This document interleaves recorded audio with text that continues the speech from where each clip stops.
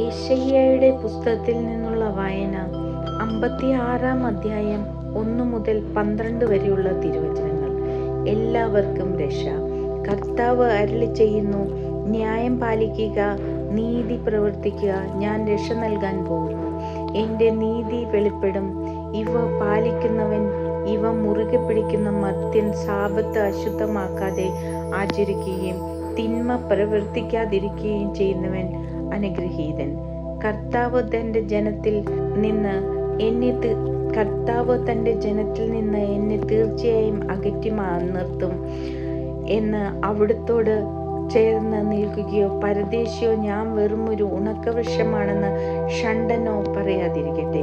കർത്താവ് അരുളിച്ചെയ്യുന്നു, എൻ്റെ സാബത്ത് ആചരിക്കുകയും എൻ്റെ ഹൃദയം അനുവർത്തിക്കാതിരിക്കുകയും എൻ്റെ ഉടമ്പടിയോട് വിശ്വസ്തത പുലർത്തുകയും ചെയ്യുന്ന ഷണ്ഡന്മാർക്ക് ഞാൻ എൻ്റെ ആലയത്തിൽ മതിലുകൾക്കുള്ളിൽ പുത്രീപുത്രന്മാരെക്കാൾ ശ്രേഷ്ഠമായ ഒരു സ്മാരകവും നാമവും നൽകും. ഒരിക്കലും തുടച്ചു മാറ്റപ്പെടാത്ത ശാശ്വത നാമമായിരിക്കും അത്.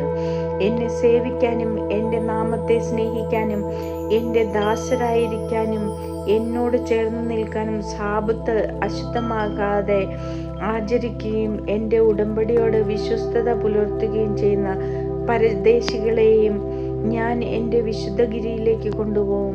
എൻ്റെ പ്രാർത്ഥനാലയത്തിൽ അവർക്ക് സന്തോഷം നൽകും. അവരുടെ ദഹനബലികളും മറ്റു ബലികളും എൻ്റെ ബലിപീഠത്തിൽ സ്വീകാര്യമായിരിക്കും. എൻ്റെ ആലയം എല്ലാ ജനതകൾക്കുമുള്ള പ്രാർത്ഥനാലയമെന്ന് അറിയപ്പെടും. ഇസ്രായേലിൽ നിന്ന് പുറന്തള്ളപ്പെട്ടവരെ തിരികെ കൊണ്ടുവരുന്ന ദൈവമായ കർത്താവ് അരുളിച്ചെയ്യുന്നു, ഇതുവരെ ശേഖരിച്ചത് കൂടാതെ ബാക്കിയുള്ളവരെയും ഞാൻ ശേഖരിക്കും. നേതാക്കന്മാർക്കും താക്കീത്. വയലിലെ മൃഗങ്ങളെ, വന്യമൃഗങ്ങളെ വന്ന് ഭക്ഷിക്കുവിൻ. എൻ്റെ ജനത്തിൻ്റെ കാവൽക്കാർ അന്ധരാണ്, അവർ ഒന്നും അറിയുന്നില്ല. അവർ മൂകരായ നായ്ക്കളാണ്, അവർക്ക് കുരയ്ക്കാനാവില്ല.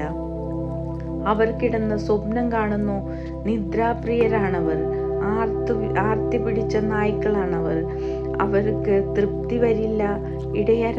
ഇടയന്മാരും ഒന്നും അറിയുന്നില്ല. സ്വാർത്ഥലാഭത്തിനു വേണ്ടി അവർ സ്വന്തം വഴി നോക്കുന്നു. അവർ പറയുന്നു, വരൂ, പോയി വീഞ്ഞു കൊണ്ടുവരാം, നമുക്ക് ലഹരി പാനീയങ്ങൾ നിറയെ കുടിക്കാം, നാളെയും അളവില്ലാതെ കുടിക്കാം.